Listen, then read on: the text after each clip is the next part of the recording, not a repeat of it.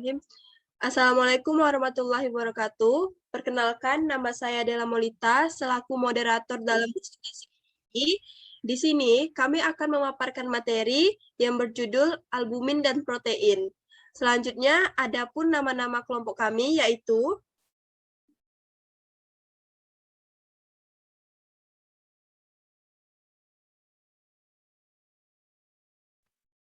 ada saya sendiri, Della Molita, Gina Nafila Putri Syahid, Rizka Maulidia, Cynthia Dwi, Silvi Eka, dan Wulan Nur Hajijah.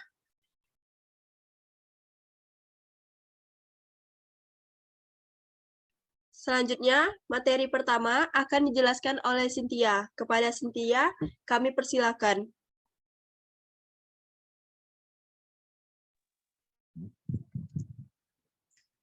Pengertian albumin.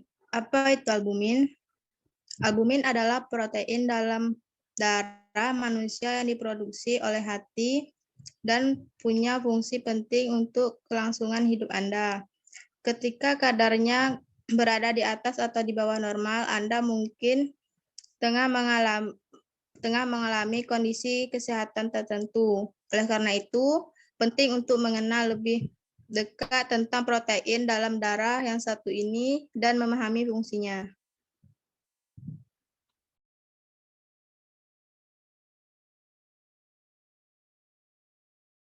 Selanjutnya, materinya akan dijelaskan oleh Gina. Kepada Gina, kami persilakan. Baik, terima kasih atas kesempatannya. Albumin adalah protein paling banyak yang ditemukan di plasma darah, yaitu 3,4 sampai 5,4 gram per desiliter, atau 34 hingga 54 gram per liter darah pada orang dewasa yang sehat. Protein ini terbentuk di hati dan akan dipindahkan ke aliran darah. Albumin berfungsi untuk menjaga cairan dalam aliran darah agar tidak bocor ke jaringan lain. Protein ini juga membawa berbagai zat ke seluruh tubuh Anda, termasuk hormon, vitamin, dan enzim. Albumin dapat ditemukan di aliran darah, ruang interstisial atau celah di antara sel, serta cairan lainnya. Jika protein ini ditemukan dalam cairan tubuh lainnya dalam jumlah yang besar, seperti di rongga perut atau urin, artinya Anda sedang mengalami penyakit tertentu.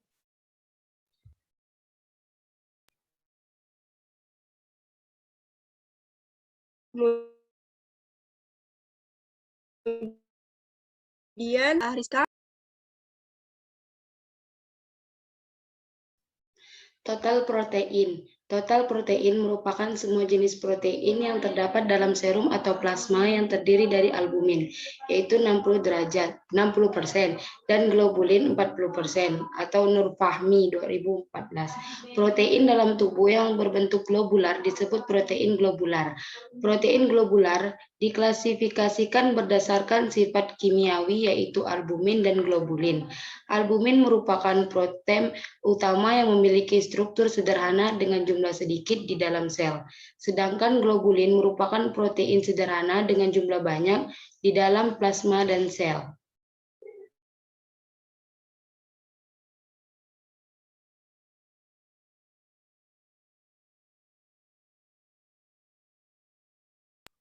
Baiklah, untuk fungsi protein akan dijelaskan oleh Wulan. Kepada Wulan, kami persilakan. Baiklah, untuk fungsi protein yang pertama, membangun serta memelihara sel dan jaringan tubuh. Yang kedua, sebagai pengatur metabolik atau hormon. Yang ketiga, pengatur biokatalisator atau enzim dan pertahanan tubuh atau antibiotik. Yang terakhir, pembawa sifat turunan, mengangkut oksigen dalam tubuh dan sumber energi apabila konsumsi makanan berenergi tinggi yaitu lemak dan karbohidrat tidak mencukupi.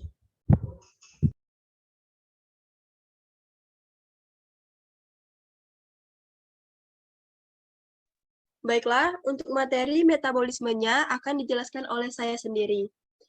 Metabolisme protein merupakan deskripsi dari proses fisik dan kimia yang mengubah sintesis asam amino menjadi protein dan katabolisme protein menjadi asam amino.